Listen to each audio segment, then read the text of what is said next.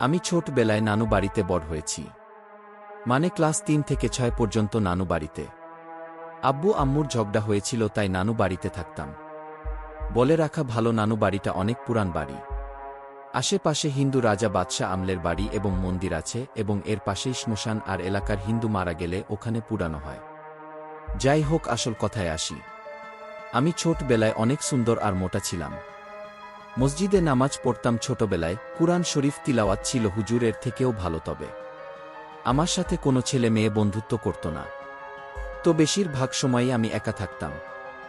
এরপরে নানু বাড়ির সামনের হিন্দু মন্দিরের সামনে একা একা লাটিম নিয়ে খেলতাম। মাঝে মাঝে লাটিমটা এদিক ওদিক ঘুরে চলে যেত মন্দিরের কাছে শ্মশানে। যাই হোক, আমি ভয় পেতাম না, নিজে যেয়ে লাটিম নিয়ে আসতাম শ্মশান থেকে।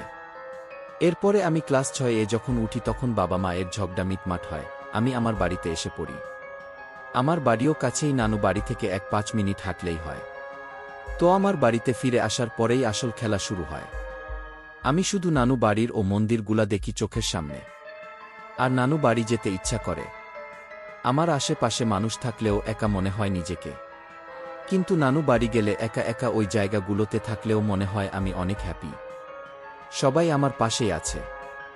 এরপরে যখন ক্লাস 1-0 পরীক্ষা শেষ, কলেজে পড়ি বা ভর্তি হব, এমন সময়ে আমি ভোরে 3-0 মিনিট একটু জোরে হাঁটাহাঁটি করতাম বা দৌড় প্র্যাকটিস করতাম আর ব্যায়াম করতাম। একদিন আমি ভুলে ভোর 6টার জায়গা রাত 3টায় বের হয়ে যাই। এরপরে দৌড়ানোর সময় কেউ একজন অশরীরী কালো ছায়া মানব আমাকে বলে যে আজ থেকে আমরা এক। এরপরে আমি অনেক ভয় পাই।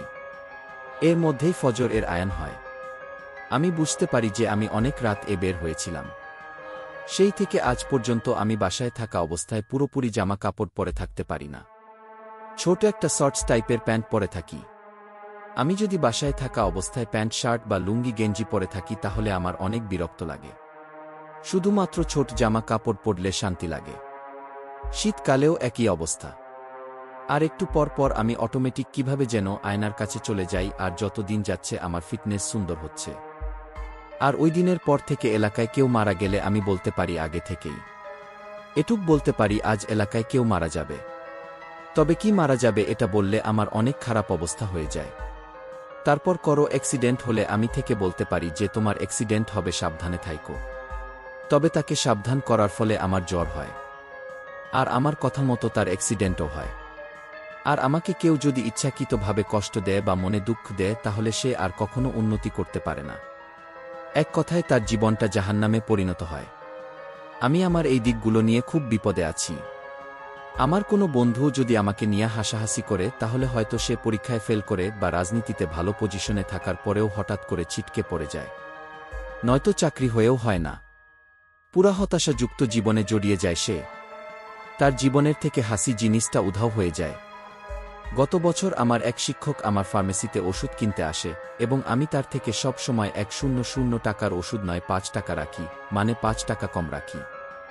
ওই দিনও 5 টাকা কম রাখছি, কিন্তু 5 টাকার কয়েনটা স্যার এর হাত থেকে পড়ে আমার ওষুধের টেবিলের নিচে চলে যায়। পরে আমি তাকে বলি, স্যার এখন তো আর 5 টাকার কয়েন নাই আমার কাছে, আবার টেবিলের নিচের থেকে উঠানো সম্ভব না। থাক, ওইটা আমি পরে উঠাইয়া রাখবো নে, আপনি পরে যখন ওষুধ কিনবেন তখন এটা মনে করাইয়া দিয়েন, তাইলে ওই দিন ফেরত দিয়ে দিব।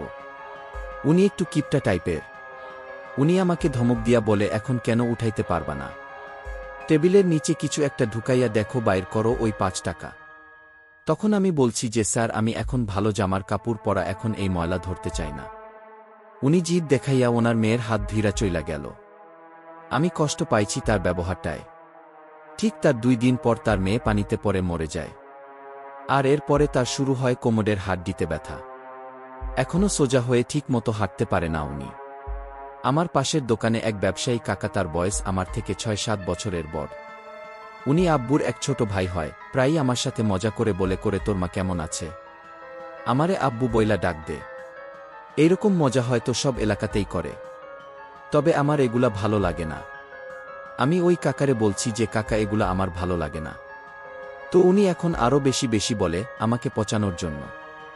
আমি বলছি, আব্বু ডাক শোনার অনেক ইচ্ছা না? জীবনেও তোর ইচ্ছা পূরণ হইব না কাকা। আমি জানতাম না তার বউ প্রেগনেন্ট। 3 দিন পরে শুনি তার বুয়ের পেটে 6 মাসের বাচ্চা মারা গেছে। আমি কি করব? কোনো হুজুর বা ফকির যদি আমাকে ফুটু দেয় তাহলে তার জীবনেও অন্ধকার নেমে আসে।